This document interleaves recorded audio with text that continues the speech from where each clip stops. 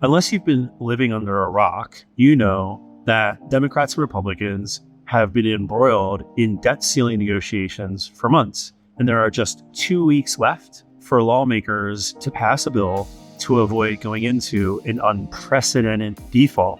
This has forced mortgage rates higher the last 2 weeks. Why? While a debt default is highly unlikely, if it were to happen, it would send interest rates to 8% and the housing market into a deep freeze, according to Zillow. So the mere possibility of that happening has pushed the 10-year Treasury higher and therefore mortgage rates closer to 6.5%, but they had drifted down to nearly 6% just a few weeks ago when the Fed didn't raise rates more than expected.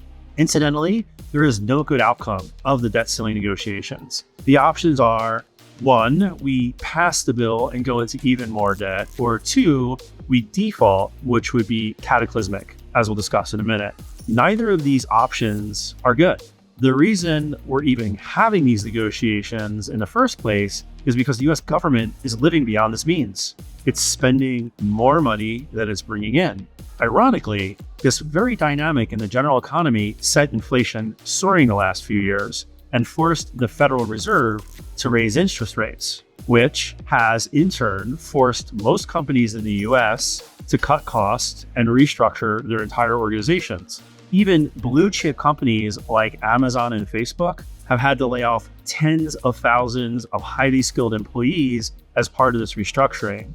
But when forced with the same dilemma, do politicians put an option to restructure the bloated government and related spending to bring expenses in line with revenue, like the vast majority of companies had to do over the last 15 months?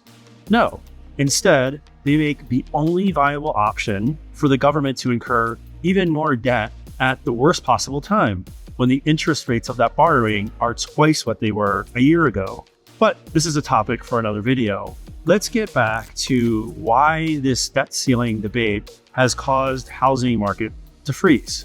As mentioned last time, there's not enough housing inventory to satisfy buyer demand because 70% of homeowners are locked in at rates below 4%. And no one wants to trade in their 4% interest rate for a 6.5% interest rate.